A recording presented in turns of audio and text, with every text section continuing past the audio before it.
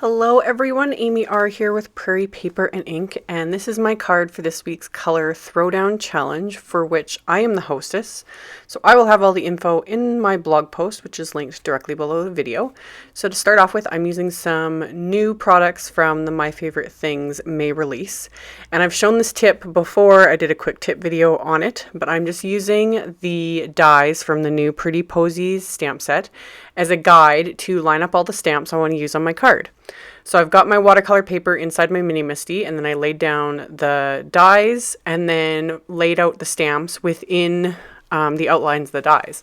So this way I can stamp all these images in one pass. I don't have to cut apart my dies, and then I'll die cut them when I'm done. So I inked up all of these stamps with Simon Says Stamp Intense Black ink. And another great thing about the MISTI is, especially when stamping on watercolor paper, because it's not perfectly smooth, is I can ink up the images again, stamp them a second time to make sure I get a crisp stamped image. So now I can watercolor all of these, and I'm just using several different dye inks from MFT. I've shown this in so many videos. And I'm just squishing them onto the backing sheet that comes with the stamp set. I'd peeled that off to peel off the stamps. And then I backed it with a piece of white cardstock just so I could see the colors better. And I will have the colors listed with the supplies. I just smush the ink pad, like corners and edges of the ink pad, right onto the acetate. Any non-porous surface would work. So if you have an actual palette or a plate or just something that's not going to absorb the ink. So once I had all the colors laid out, I just chose colors that went with this color challenge. I picked up the color with a wet paintbrush. I'm using a silver size 2 paintbrush. A water brush would work really well for something like this as well. I didn't do any fancy painting. I was pretty much just laying down color. So I super sped it up because I'm not doing any real fancy shading or anything like that. My goal was just to get the color down. Lately, I've been having a hard time finding the time to make cards, so it was like, get her done while kids are sleeping.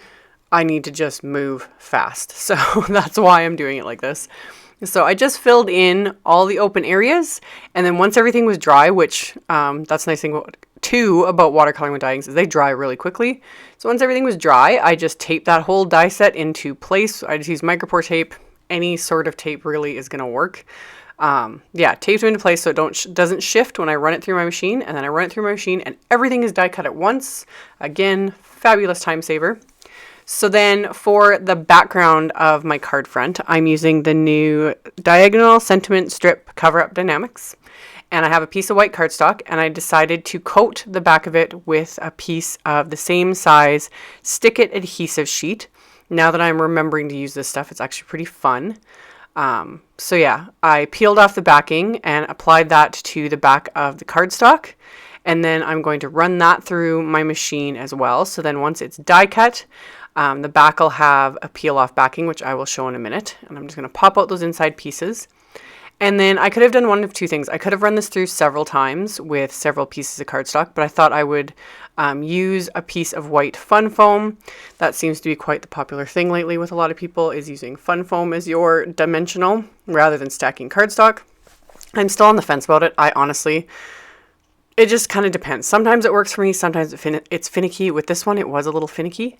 So I'd peeled off the adhesive backing on the cardstock and got that fun foam into place. It took quite a bit of fiddling just to get it to fit properly. It kind of got a little mushed, obviously going through the machine.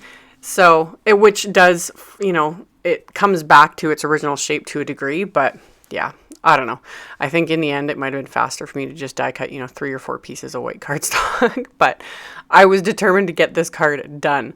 So I ran some light blue cardstock through my machine. This is the new absolutely fabulous die as well from MFT, which I just love. These are so fun. They have 2 different sets of word dies like this month, and they're so fun, so I had to use them.